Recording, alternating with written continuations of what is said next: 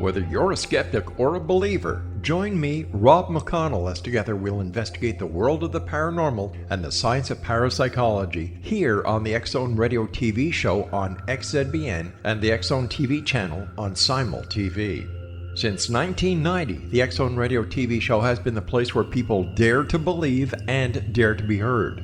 Together, we'll investigate UFOs, aliens, ghosts, Bigfoot, psychic phenomenon, lake monsters, conspiracy theories, government cover-ups, the truth embargo, alien abductions, ESP, haunted locations from around the world, and so much more.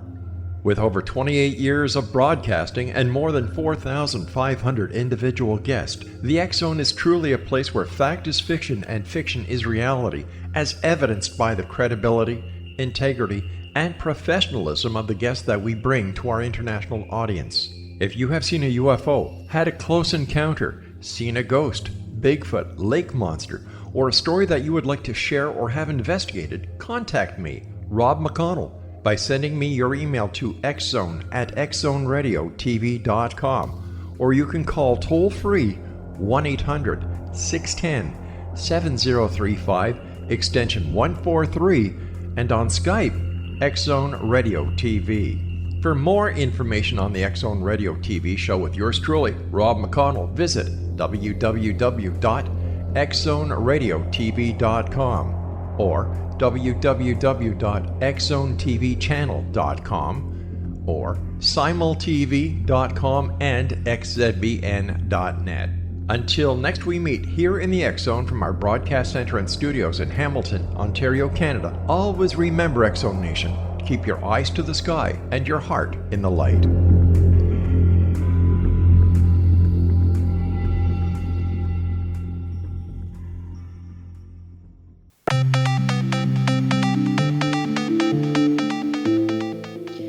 Welcome everyone to Too Good to Be True.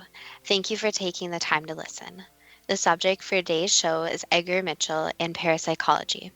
Before we start getting into details, let's just briefly talk about psychic insight and how we apply it. We choose a subject and research it, and based on that research, we determine what we think needs to be explained by creating a series of questions. Then Justina provides psychic insight to answer those questions. The psychic insight is narrated towards the end of the show. Accepting the psychic insight is a question of individual belief.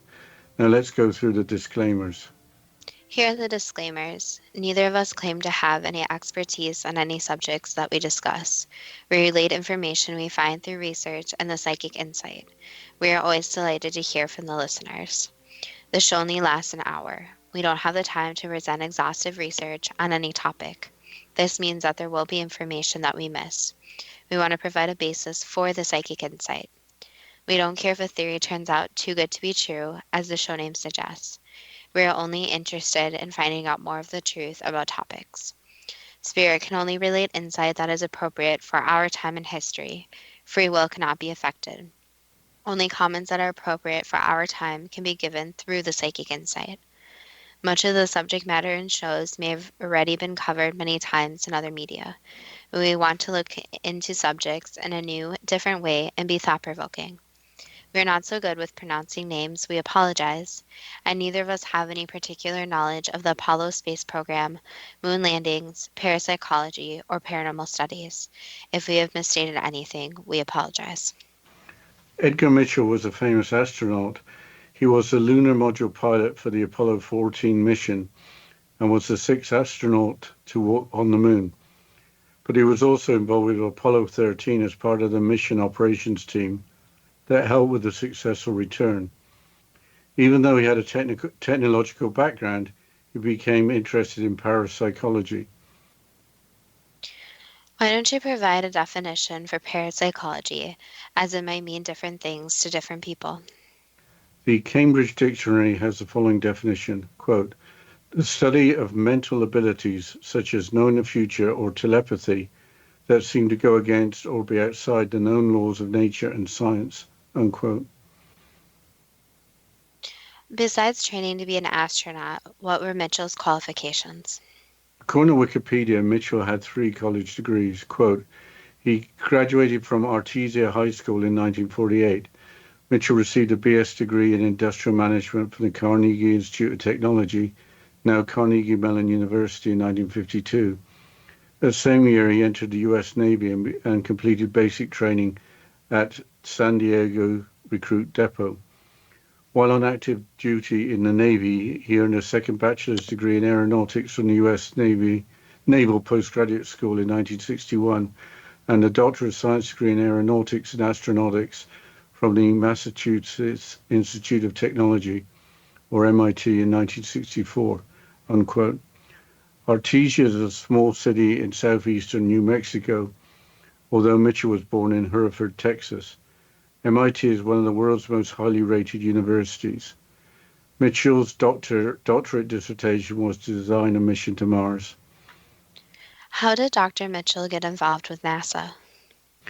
Mitchell was selected as part of NASA's Astronaut Group 5, as described by Wikipedia.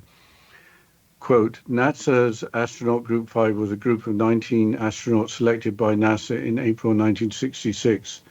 Of the 6 lunar module pilots who walked on the moon, 3 came from Group 5.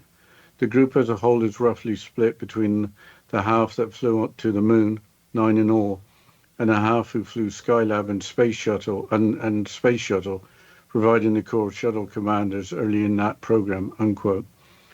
The Space Shuttle program, which involved Earth orbit reusable space vehicles, ran from 1972 to 2011.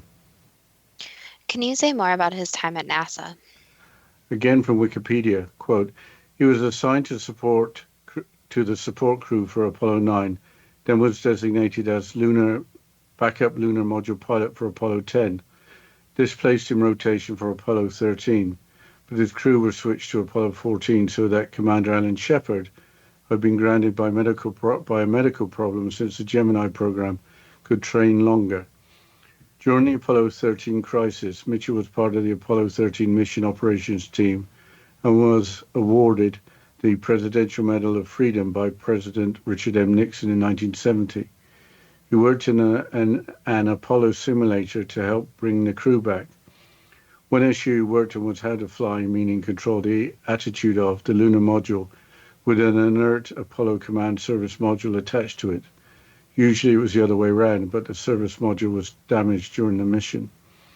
He then went to serve as lunar module pilot on Apollo 14, landing with Shepard aboard the lunar module Antares on February 5, 1971, in the hilly upland Fra Mauro Highlands region of the moon. They stayed on the moon for 33 hours, deployed and activated lunar surface scientific equipment and experiments, and collected almost 100 pounds of lunar samples for return to Earth, unquote. Wikipedia makes it sound easy for Apollo 14 versus Apollo 13. It wasn't, of course, as the Vice website explains, quote, on his way out to the moon, there simply wasn't time for Edgar Mitchell to contemplate the universe. The schedule was jam-packed and the pressure was on. Mitchell had been part of the team that worked feverishly to bring Apollo 13 back home safely, was piloting Apollo 14's lunar module to the surface of the moon when he encountered 2 failures, one after the next. Quick thinking saved the mission. Mitchell had to manually punch in 80 lines of code into an onboard computer with only minutes to spare. And while Mitchell and crewmate Alan Shepard would have more time than anyone else to amble across the lunar surface, 9 hours, the schedule remained tight, and there was important work to do in the name of politics, a flag to raise, but also of science, craters to find, rocks to collect, and for the first time, scientific experiments to set up, unquote. But the return journey was more significant for Mitchell. Why was that? History tells us that Apollo 14 was successful, with all 3 astronauts making it home safely. Again from the Vice website, quote, on the way back, however, things were more relaxed, quieter. Mitchell took time to look out the window and was transfixed by the sight of the largest thing he'd ever seen, largest thing he'd ever known floating in the dark. The moment would change his life, giving him a glimpse of a deeper, hidden nature. All of us had the experience, let's call it the overview effect, or the big picture effect of seeing Earth in its setting, rather than as the end-all and be-all of all living systems, Mitchell told me in 2012.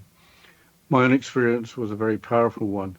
On the way back after my work was done from looking at Earth from space, you could come up with the question, who are we? How do we get here?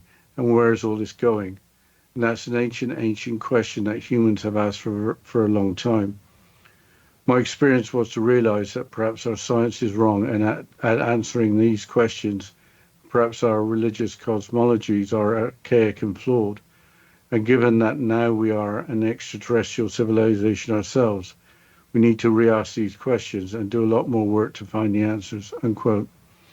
Cosmology is the study of the science of the origin and development of the universe. Mitchell seemed to be already tuned into the paranormal. He conducted private ESP experiments during the mission. Can you say more about these private experiments? The 2001-2002 winter edition of Cabinet magazine includes an interview with Mitchell. The interviewer asked how the experiments came about. Quote, Edgar Mitchell, it happened about 3 weeks before the mission. I met some research physicists, Doctors Boyle and Maxey, who were very interested in the field and suggested to me that it would be an ideal time to do the experiment. They gathered and coordinated everything. I was too busy for that. In addition to the two of them, there was a reputable psychic that they knew, and Olaf Jonsson, who was a well-known public psychic in Chicago. We practiced a few times with the principals before flight. As far as we know, it doesn't take any expertise at all, expert relaxation and focus, and the ability of individuals to intuitively resonate with someone else, unquote. How did Mitchell run the experiment? Here's more from the Cabinet magazine interview. Quote, my experiment involved 4 transmission sessions during rest periods, programmed into the flight. The well-known experiment in the laboratory was to use cards with the 5 Zener symbols, but the actual cards aren't important. It was easier for me to use random number tables that carry the physical cards instead. All I did was to generate 4 tables of 25 random numbers, just using the numbers 1 to 5.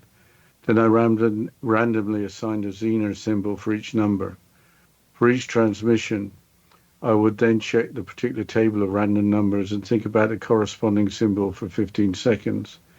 Each transmission took about 6 minutes. I did this when I was ready to go to sleep at night. We had sleeping bag hammocks that we would put underneath the couches. 2 of us would go to sleep in the hammock while the other one would be on watch. I would do the experiment before going into my sleeping bag, unquote. Zener cards, which are used to test ESP, are a deck of 25 with 5 cards of each symbol. The 5 symbols include a circle, a plus sign, 3 vertical wavy lines, a square, and a 5-pointed star. Was the experiment successful? Apparently so, and unique in being across space. The results were published in the Journal of Parapsychology in 1971. Well, to continue after the short break, and you're listening to Too Good to Be True with Justina Marsh and Pete Marsh on the X Zone Broadcast Network, www.xzbn.net.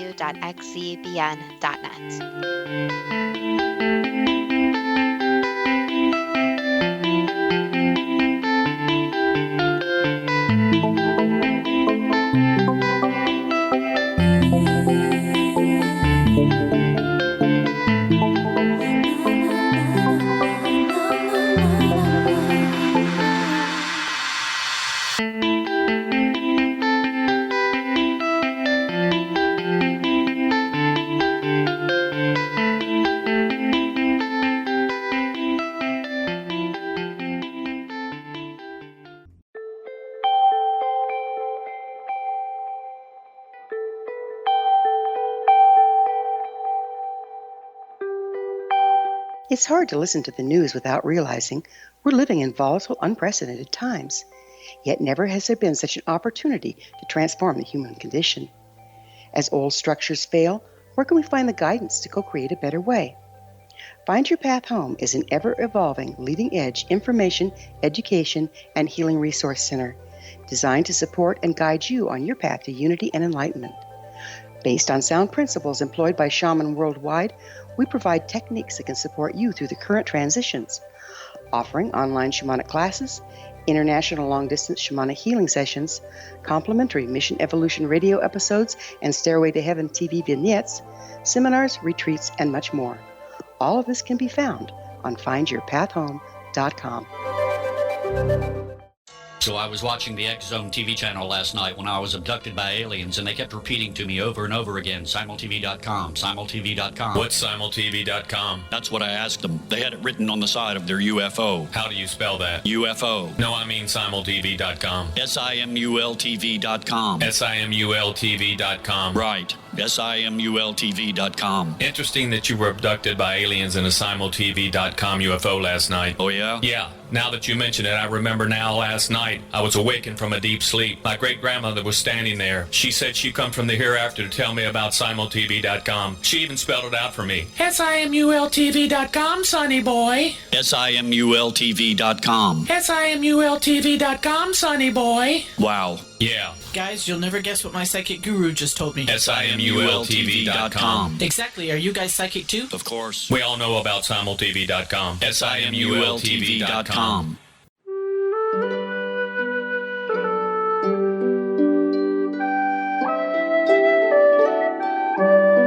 Path Home Shamanic Art School proudly presents the Gathering of Shaman 2019 Fall Retreat, Manifestation Samhain.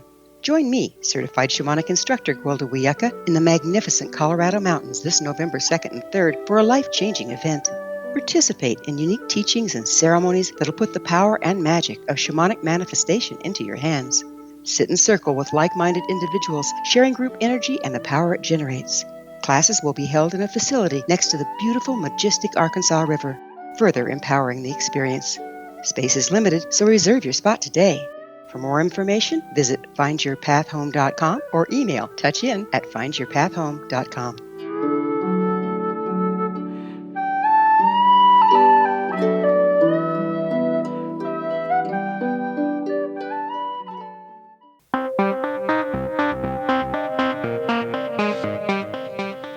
Welcome back to Too Good to Be True. And before the break, we were discussing the published results in the journal Parapsychology. So let's continue. How did Mitchell continue with his interest in parapsychology? He first had to finish his career with NASA after his ESP experiments became public. Wikipedia explains his next steps. Quote, he retired from NASA and the US Navy in October of 1972. Immediately thereafter, he founded Edgar D. Mitchell Associates of Monterey, California, a commercial organization promoting ecologically pure products and services designed to alleviate planetary problems. After moving to Atherton, California, he became founding chairman of the Institute of Noetic Sciences, IONS, in Palo Alto, California in 1973 for the purpose of consciousness research and other related phenomena. Science and religion have lived on opposite sides of the street now for hundreds of years, Mitchell said towards the end of his life. So here we are in the 21st century, trying to put two faces of reality, the existence face and the intelligence or consciousness face, into the same understanding. Body and mind, physicality and consciousness belong to the same side of reality, unquote. Decades later, more than ever, mankind needs ecologically pure products and services designed to help the planet. Is the Institute of Noetic Sciences still in operation? The Institute of Noetic Sciences, or IONS, is currently operating, with noetic being defined by the organization as follows. Quote, noetic from the Greek noesis, noetikos, meaning inner wisdom, direct knowing, intuition, or implicit understanding, unquote. They also provide a definition for noetic sciences. Quote, noetic sciences, a multidisciplinary field of study that brings objective scientific tools and techniques together with subjective inner knowing to study the nature of reality, unquote. Successfully applying science to subjective inner knowing might be a bigger challenge than walking on the moon. The IONS website includes a quote from Nikola Tesla that we included in a previous episode. Quote, the day science begins to study non-physical phenomena, it will make more progress in one decade than in the previous centuries of its existence, unquote. What is the IONS organization investigating? The following is on the IONS website. Quote, Noetic sciences are explorations into the nature and potentials of consciousness using multiple ways of knowing, including intuition, feeling, reason, and the senses. Noetic sciences explore the inner cosmos of the mind, consciousness, soul, spirit, and how it relates to the outer cosmos of the physical world. That's a broad definition, including as it does research into the mind-body interaction, consciousness, the paranormal, often called psi research, alternative and complementary healing, subtle energy information, imprinting, as into water and other substances, the human body field, and other aspects of nature and human biology that are routinely dismissed by conventional science, unquote. The Science of the Lost Symbol website makes the same quote from the IONS website. The Lost Symbol is a 2009 novel by author Dan Brown, famous for the Da Vinci Code. A noetic scientist is included as a character in the book The Lost Symbol. Consciousness is a word that is used a lot, but what does it mean in terms of noetic science? I think that the word awareness is interchangeable. The following is the IONS everything is connected hypothesis. Quote, by embodying an awareness of this interconnection, we can tap into information and energy, not limited by space and time, and profoundly amplify transformation, innovation, and well-being.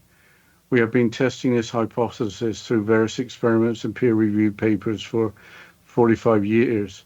We are pioneers of mindfulness research in the 1980s and continue to expand the field on the scientific understanding of integrative and complementary health and wellness practices, unquote. I have to ask, what is mindfulness? Details are provided by the Greater Good magazine published by the University of California, Berkeley. Quote, mindfulness means maintaining a moment-by-moment awareness of our thoughts, feelings, bodily sensations, and surrounding environment through a gentle, nurturing lens.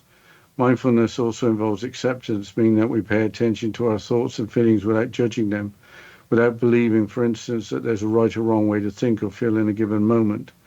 When we practice mindfulness, our thoughts tune into what we're sensing in the present moment, rather than rehashing the past or imagining the future, unquote. Mindfulness appears to be squarely in the mainstream. Maybe in the future, the hypothesis that everything is interconnected will be more widely accepted. But what did Edgar Mitchell do after founding the Institute of Noetic Sciences? He moved to Florida and passed away on February the 4th, 2016, aged 85. What else can you say about his interaction with parapsychology or the paranormal? Wikipedia includes Mitchell's claim of being helped by a remote healer later in life. Quote, Mitchell claimed that a teenage remote healer living in Vancouver and using the pseudonym Adam Dream Healer helped him heal kidney cancer from a distance. Mitchell said that while he never had a biopsy, I had a sonogram and MRI that was consistent with renal carcinoma. Adam worked distantly on Mitchell from December 2003 until June 2004, when the irregularity was gone, and we haven't seen it since, unquote. Is Adam Dream Healer still practicing as a remote healer? Apparently not. He is an ND or naturopathic doctor with that qualification requiring training that includes that normal for a medical doctor or MD, but is more extensive. What did Mitchell have to say about UFOs and extraterrestrials? His comments are intriguing. The following is from Wikipedia. Quote, Mitchell publicly expressed his opinions that he was 90% sure that many of the thousands of unidentified flying objects or UFOs recorded since the 1940s belonged to visitors from other planets. Dateline NBC conducted an interview with Mitchell on April the 19th, 1996, during which he discussed meeting with officials from 3 countries who claimed to have had personal encounters with extraterrestrials. He offered his opinion that the evidence for such alien contact was very strong and classified by governments who were covering up visitations, and the existence of alien beings' bodies in places such as Roswell, New Mexico.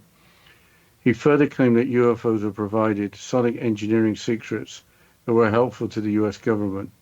Mitchell's book, The Way of the Explorer, discusses his journey into mysticism and space.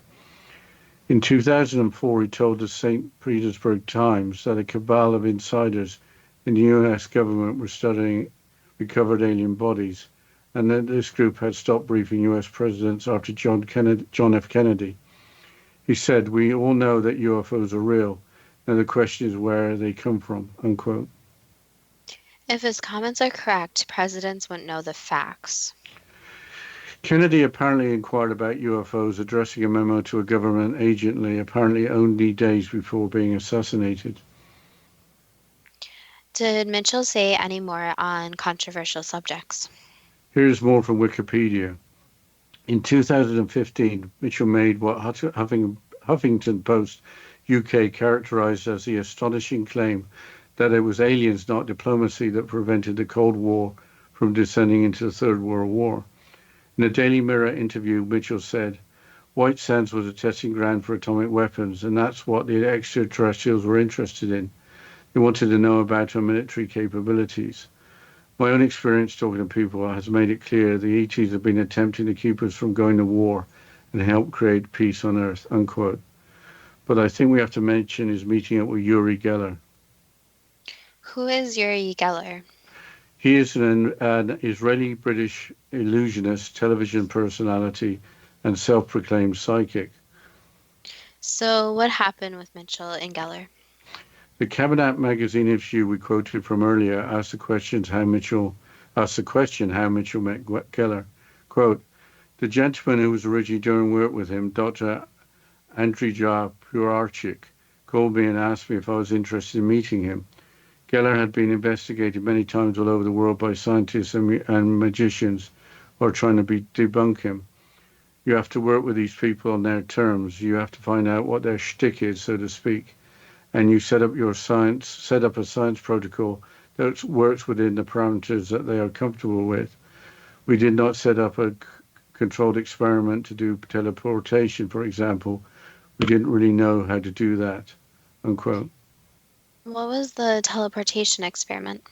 Mitchell's answer from the same interview was as follows, quote, "That was really more of a joke because I was annoyed with him. We were trying to get work done in the laboratory and it wasn't working, and Geller said that he was good with teleportation. So I said, okay, teleport back the camera I left on the moon. He didn't get a camera back, but he did get 2 lost tie-pins of mine back. A piece of one of them showed up in Geller's mouth as he was eating ice cream, to the surprise of all of us. The other tie-pin and the rest of the first one then showed up in the laboratory. One piece turned up right in front of Dr. Putzhoff when he was with a group of people, and the other dropped to the floor between Dr. Putzhoff and me when we were in the laboratory alone," unquote. Well, to continue after the break with the questions and psychic insight, and you're listening to Too Good to Be True with Justina Marsh and P. Marsh on the X Zone Broadcast Network, www.xzbn.net.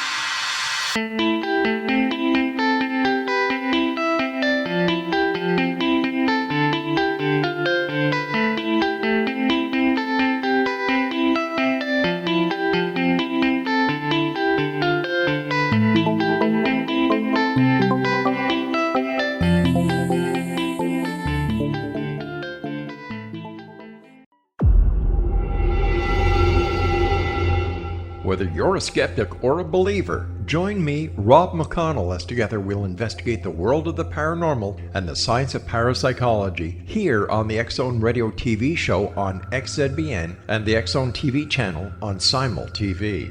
Since 1990, the X Zone Radio TV show has been the place where people dare to believe and dare to be heard. Together, we'll investigate UFOs, aliens, ghosts, Bigfoot, psychic phenomenon, lake monsters, conspiracy theories, government cover-ups, the truth embargo, alien abductions, ESP, haunted locations from around the world, and so much more.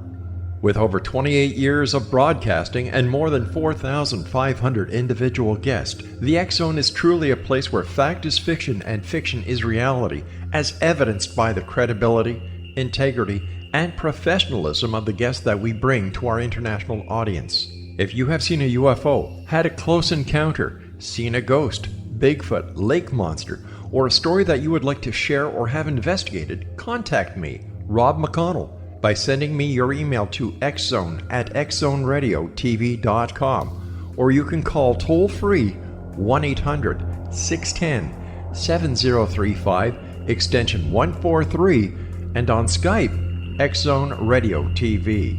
For more information on the X Zone Radio TV show with yours truly, Rob McConnell, visit www.xzoneradiotv.com or www.xzonetvchannel.com or simultv.com and xzbn.net. Until next we meet here in the X Zone from our broadcast center and studios in Hamilton, Ontario, Canada, always remember, X Zone Nation, keep your eyes to the sky and your heart in the light.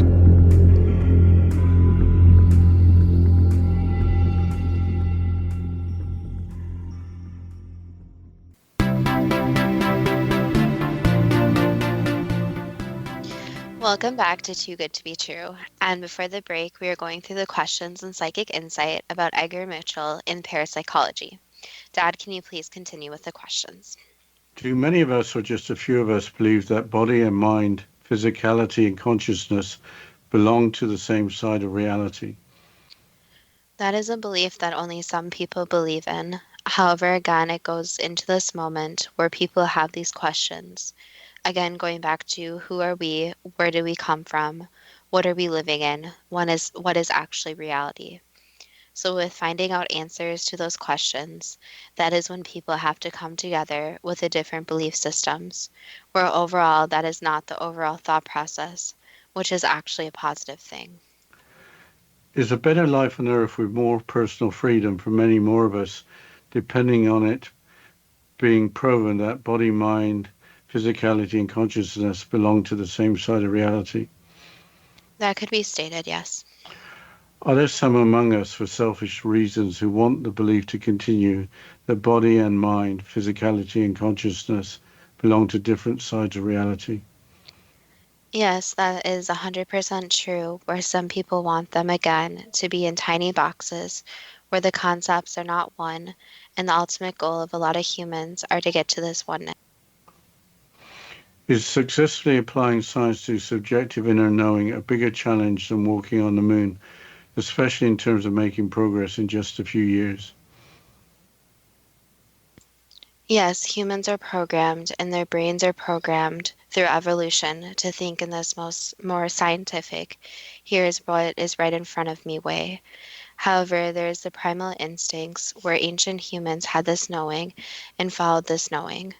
But again, you're going against societal concepts where it has been programmed since childhood and programmed after generation. So you're going up many different factors where in a way it would be easier to just shut off someone's brain and go with the knowing within them, which obviously is not possible. But in a way it would be easier, and walking on the moon was quite simple compared to that. We have asked this question before. Why did Nikola Tesla state, the day science begins to study non-physical phenomena, it will make more progress in 1 decade than in all the previous centuries of its existence? This basically overall goes back to bringing all these concepts together and bringing this oneness together. So every single person has this responsibility where if they want to move the earth forward, it is going to take some very hard concepts and some training in the way of themselves where they can advance. But they need to advance with all the concepts, all the pieces of the puzzle, not just a few. Are most humans in good health able to become mindful in maintaining a moment-by-moment awareness of our thoughts, feeling, bodily sensations, and surrounding environment by not being overreactive and overwhelmed? Yes, almost anyone can do that. So it is just as the thoughts come in, being aware of the thoughts. which seems like an easy concept, but in practice it is quite complicated, since again society, especially Western society, is tied to go and do the next thing instead of sit and think. Is mindfulness, for example, mindful taking time to pause and breathe when the phone rings instead of rushing to answer it? Is that a useful or productive means of managing stress in our lives? Yes. How did mindfulness become accepted in the mainstream? Is it because there are obvious health benefits? Yes, especially when it comes to mental health benefits. So, being mindful can help with many different conditions where this mindfulness puts a person in the present. Where even in previous shows we mentioned, a very good way to live is to live in the present, not living in the past or worrying about the future. From December 2003 until June 2004, was Mitchell helped by a remote healer, Adam Dream Healer? That could be said. With probably many healers to choose from, how did Mitchell decide on Adam Dream Healer as his remote healer? The knowing feeling. Without a biopsy, did Mitchell actually contract cancer, or did he have a condition that was consistent with the sonogram and MRI results, but wasn't actually cancer? It was consistent, but it was not actually cancer. Did Mitchell have any conventional treatment in addition to remote healing? Yes. Did the condition go away as a result of the remote healing? The remote healing helped, yes, but again, it is always advised to contact medical professionals. So, remote healing can help in many different circumstances to make someone feel better and, in a way, promote the medical healing. But again, it always should be combined with professional medical attention. Were Mitchell's personal beliefs in Nordic sciences instrumental in his recovery? Yes, it was. He had the fight in him to beat it, so, in a way, helped himself cure the illness. Will the practice of naturopathic medicine become more widespread in the future? Yes, this will be in combination with more medical, the typical medical science. So making someone more comfortable, making them more aware of what is happening, and helping them in the fight against illness is very important, of course, combined with the traditional medicine. Was Mitchell correct in being 90% sure that many of the thousands of UFOs recorded since the 1940s belong to visitors from other planets? Yes, there is some truth to that, yes. Did Mitchell meet with officials from 3 countries who claim to have had personal encounters with extraterrestrials? Again, there is some truth to that. Had the officials from 3 countries experienced personal encounters with extraterrestrials before meeting with Mitchell? Yes. Was Mitchell correct in that governments have been covering up visitations and the existence of extraterrestrials? There's been a lot of keeping things on a need-to-know basis, yes. Have, as Mitchell has alleged, extraterrestrials provided technological secrets to a government or governments? Some might, but again, with the extraterrestrials, they are not to interfere with the timeline, so they cannot just hand over blueprints or hand over technology. But again, that is speaking for most of them. Were presidents of the United States not briefed on extraterrestrials after John F. Kennedy was in office? Again, it is very difficult to say what information has been shared and not shared, but there has been some knowledge, yes, but also some people who have been kept in the dark. Did John F. Kennedy inquire about UFOs addressing a memo to a government agency only days before his assassination? Yes, he did. Was Mitchell talking for an increasing number of people over the years when he stated, "We all know that UFOs are real. Now the question is where they come from"? Yes, many people believe in UFOs and extraterrestrials, and again, it comes into question that are humans only life forms, intelligent life forms that are in the universe. So to many, it seems very odd that humans and the Earth would be the only place for life. Was Mitchell correct in stating that extraterrestrials rather than diplomacy prevented the Cold War from descending into the Third World War? They had some assistance, yes. Again, there's a timeline to be followed and different powers come into play where there's a significant change on the Earth. Are we currently on a path to a Third World War? That is a difficult question since the timeline is not fully in place for everything. Some decisions would make it where the war would occur, while others wouldn't.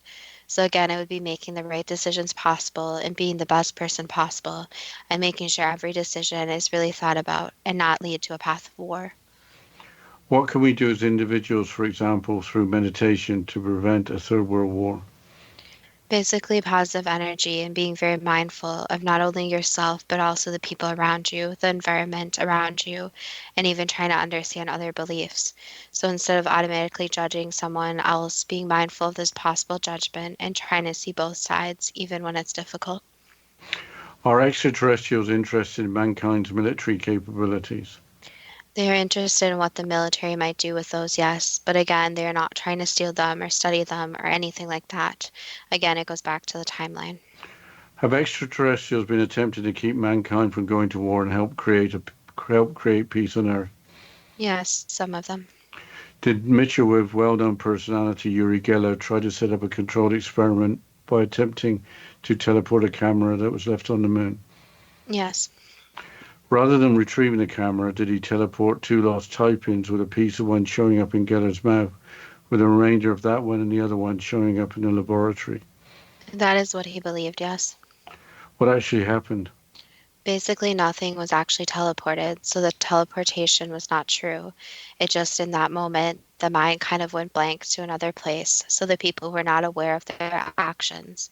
So they were the ones moving the objects instead of it being teleported from the moon. What has been the impact of Edgar Mitchell's life, especially his work in parapsychology? Basically, it opens up the minds of some of the people where they can read his work and they can really think about these harder concepts. In addition to that, it makes it so that overall there's this more positive way about thinking about the unknown. So again, this goes back to instead of being judgmental or assuming or almost being harsh to other people for their beliefs, it becomes this acceptance.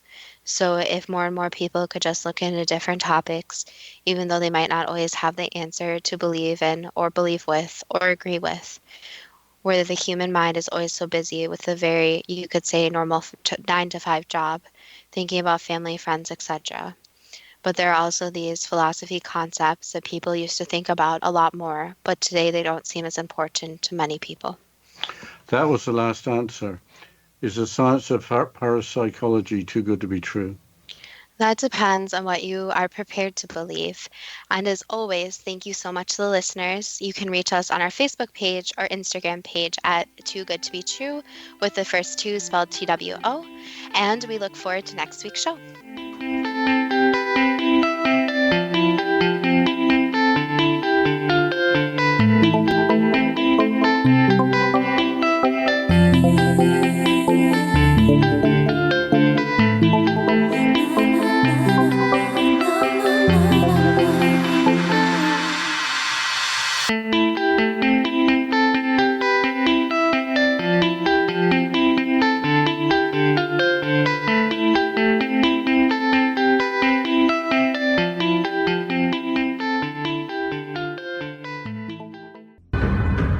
If you are looking for a safe, zero-calorie natural option to the harmful artificial sweeteners on the market today, Just Like Sugar is what you're looking for. Just Like Sugar is a wonderful natural alternative for those health-conscious people who choose a calorie-restricted diet with a great, pure, sweet flavor that tastes just like sugar. Just Like Sugar is a great natural option for people suffering from diabetes and may be useful in restricted diet programs where standard sugars are not allowed and does not cause a laxative effect of some other sweeteners.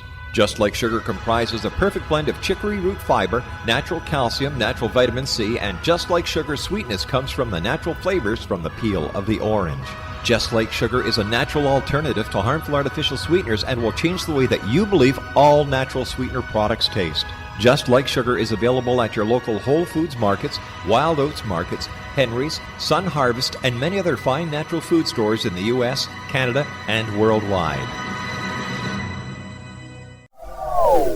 They are here, and they've been here for thousands of years, making their presence known in the shadows. They might be seen by a lonely motorist on a deserted road late at night, or by a frightened and confused husband in the bedroom he is sharing with his wife. But who are they? What do they want? Why are they here? Perhaps most concerning, has the government been aware of their presence all along? The new book by Ellie Marzulli, UFO Disclosure, The 70-Year Cover-Up Exposed, delves into the world of UFOs. Can full disclosure be soon? Order now and receive a free hour and 37-minute DVD on the UFO phenomenon. UFOs are real. Get both the book and the DVD, a $40 value, for only $19.99. To order your book and DVD today, go to lamarzulli.net. That's LAMARZULLI.net. You have heard of the X Zone? Now watch it on Simul TV, plus 500 video games, live TV channels, free video on demand, worldwide, and more. Does this sound like tomorrow's television? Well, it is, but you can have it today, right now. It is Simul TV. Simul TV offers what the others only wish they could provide. 15 exclusive channels like X Zone, sci-fi, and horror. We are worldwide. No other provider offers that. 500 built-in video games. No need to have an extra expensive system. We have them included. Free video on demand. Live streaming events from around the world. Interactive online network, and much more. Tomorrow's TV today. Simul TV. Sound too good to be true? Well, it's not. You can have Simul TV today. Sign up at simultv.com. Do it today.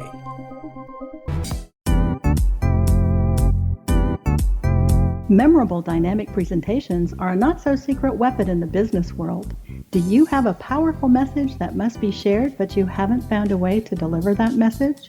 Do you want to be known as a top public speaker who gets amazing results? Are you ready to create and deliver your powerful message? Thomas Hides can help you create and deliver your speech to get the results you desire.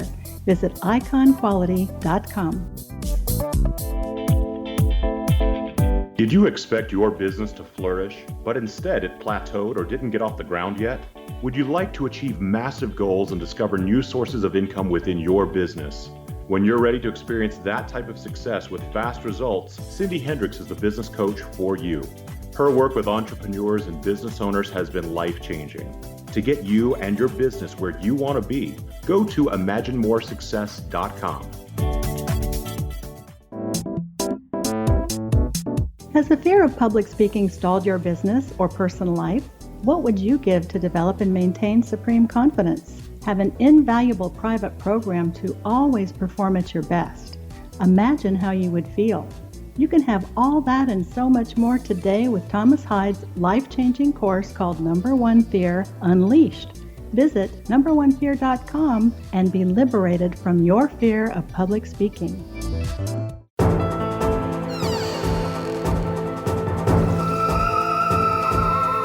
Welcome back to Too Good to Be True. And before the break, we were just about to get into the questions and psychic insight about Edgar Mitchell and parapsychology. Dad, can you please ask the first question? Did Edgar Mitchell have it on his life path to become a famous astronaut? Yes. Is the definition of parapsychology accurate as being a study of mental abilities that conflict with the known laws of nature and science? Yes, that's correct. Is that conflict due to the laws of nature and science not being currently sufficiently expansive? Yes, there is still a lot of unknowns, and it's difficult to try to include the gray area for those unknowns. In Mitchell's doctorate dissertation from 1964 to design a mission to Mars, Is Mitchell's doctorate dissertation from 1964 to design a mission to Mars of use today, with a Mars landing by astronauts being planned? It's being thought about, yes, not to the point of being completely planned, but the thought is there, yes. A mission to Mars is being talked about, but would Mitchell's doctorate be pertinent today, so many years after? Yes, some of the information is. For Apollo 13's amazing return against all the odds, was mankind helped by extraterrestrials or spiritual beings? You could say the spirit world did help, yes, where the timeline of events had to unfold, where it wasn't the people's time to go. How vital was the mission operations team, including Edgar Mitchell, in helping Apollo 13's successful return? Very important. They wouldn't have done it without that team. When Mitchell was piloting Apollo 14's lunar module to the surface of the moon, why did he encounter two failures, one after the next? Just bad luck, unfortunately, so just very bad luck. What were the natures of those failures? They were more mechanical in nature, so one was more mechanical, another one was more mechanical, but related to human error as well. Did he have to manually punch in 80 lines of code into an onboard computer to overcome the failures? Yes. On the journey back to Earth, did seeing a planet in the distance give Mitchell a glimpse of a deeper hidden nature? In a way, yes. Can you say more about that? He just kind of had a very spiritual moment with himself, realizing there's more than just the mission he was on, that there is more to learn and more to explore. Did looking at Earth from space raise the questions, who are we, how do we get here, and where's all this going? Yes, which many people go through in their lifetime, so almost everyone hits a point where they wonder these questions. I remember George Harrison mentioning something like that. Was that a similar situation? Yes, 100%.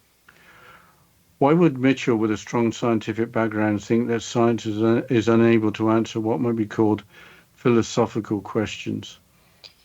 That is the tricky part where there are these gaps between subjects. So instead of having the subjects overlap in information, they are put into little boxes, where science is one box, philosophy is another box. However, even ancient humans had the idea where these boxes do overlap, where ideas can be in more than just one box. Is humankind's understanding of cosmology archaic and flawed, or is it just not sufficiently developed? Not sufficiently developed, so the problem is that the human mind only comes up with so many concepts. So at a point there is a wall that is reached where technology can come up with greater concepts, meaning the technology needs to be pushed. Why was Mitchell open to trying an ESP experiment during the Apollo 14 mission before he had been affected by seeing the Earth from space?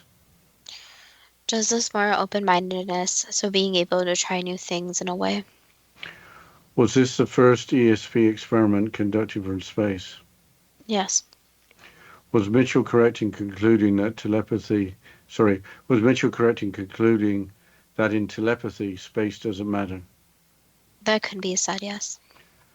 What did Mitchell mean in the 2001 timeframe when he said about ESP that we have the science now to show exactly how it works? It has nothing to do with space and time. It is what we call non-local communication. Basically, that statement was explaining that it is not related to one concept or the next. However, it is just embedded into humans. So in his thought process, telepathy is something all people possess. It is just being able to train your mind to be open to the concept. Why do the Apollo 14 ESP experiments seem to have been largely forgotten about? It was not as big as other news at the time, so when experiments like these take place, one, there's usually something else going on that takes the news headlines. And number two, it is a controversial subject. So it is not something like a new discovery of an animal, such as where there is scientific facts. Instead, it is this new experiment that some people want to forget it actually exists. Was Mitchell far ahead of the rest of us when he formed his company that promoted ecologically pure products and services designed to alleviate planetary problems? Yes and no. Some other people were on the same level as him. However, he was really seeing the overall impact on the earth. So in a way, yes, he was ahead of his time. But he was with the other people that were forefronting the process. What would it take for ecologically pure products and services designed to alleviate planetary problems becoming widely used? Basically money, so these products aren't always the cheapest, and there are always ways to make things cheaper. So money is a big factor where companies want to make money and consumers want to spend as little money as possible. And there's also the factor where a lot of people in their minds believe the problem isn't so big. So they believe that this waste and affecting the environment isn't actually as big or as big of a problem. They believe that people are blowing it out of proportion and it isn't something that the earth can't handle. Why, as stated by Mitchell when setting up the Institute of Noetic Sciences, or IONS, have science and religion lived on opposite sides of the street for hundreds of years? Basically, since science and religion, again, are in their own boxes. So they are in these separate boxes, where if someone has a religious or spiritual concept, it doesn't overlap with science. So there's this overall understanding that science is the facts and religion is the possibilities. With the Institute of Noetic Sciences researching areas that are of vital interest to mankind, including the nature of reality, why isn't the organization better known? Basically, again, some people don't even want to think of concepts such as those. So many people are going through their daily lives, not questioning anything, not really wanting to know the answers to these more far-fetched questions. And in addition to that, right now, the focus is on different concepts. So reality, for example, is not in the public eye as much as it should be. So overall, it's about what gets media attention and what doesn't. What prompted author Dan Brown to include a character that is a Noetic scientist in the 2009 novel The Lost Symbol? Basically, the knowledge. So their studies are leading to some interesting points, and their work is going in a more positive direction now. So it's important to recognize them and recognize even other people and organizations that are at least attempting to answer these unknown questions. In the Science of the Lost Symbol, is the Science of the Lost Symbol website correct in stating that Noetic sciences explore the inner cosmos of the mind, consciousness, soul, spirit, and how it relates to the outer cosmos of the physical world? Yes, that's correct. Why does conventional science routinely dismiss the study of mind-body interaction, consciousness, the paranormal alternative, and complementary healing, the human body field, and other aspects of nature and human biology? Unfortunately, when you think about a certain career path, usually it attracts a certain type of personality. So most scientists as a whole, not saying every person, but just a general consensus, think in black or white terms. Something either has a result or doesn't have a result, and this result is always recordable in some way. So that is the scientific process as a whole, where everything is black or white. You have this problem you are going to solve, so that it's going to turn into either proving your hypotheses or not proving your hypotheses. Just basic science concepts. The problem is the paranormal and these other concepts you mentioned are more in the gray area, so there is not one solid answer every single time. So it does not line up in every single experiment. So basically the problem is scientists are up against a lot of experiments with too many variables at play, where the answer is not going to be in the black area or the white area, but it's going to be in the gray area.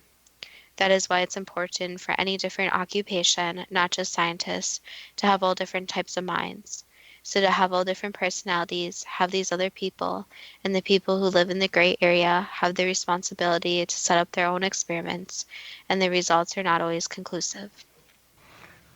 Was Mitchell speaking for many of us, or just a few of us, when he stated toward the end of his life that we're trying to put two faces of reality, the existence face and the intelligence or conscious face, into the same understanding? In a way that is speaking for everyone, since again this explains the concept of either it's black or it's white. So in a way, yes, there are two faces. However, again, it needs to be studied where it is not just these little boxes, but can also be both and can be many other things. I don't think we got time for another question before the break. Maybe you should mention our social media outlets. Yes, you can reach us at Too Good to Be True with the first two spelled TWO on Facebook, or 2GTBT on Instagram. And we'll continue after the short break, and you're listening to Too Good to Be True with Justina Marsh and Pete Marsh on the X Zone Broadcast Network, www.xzbn.net.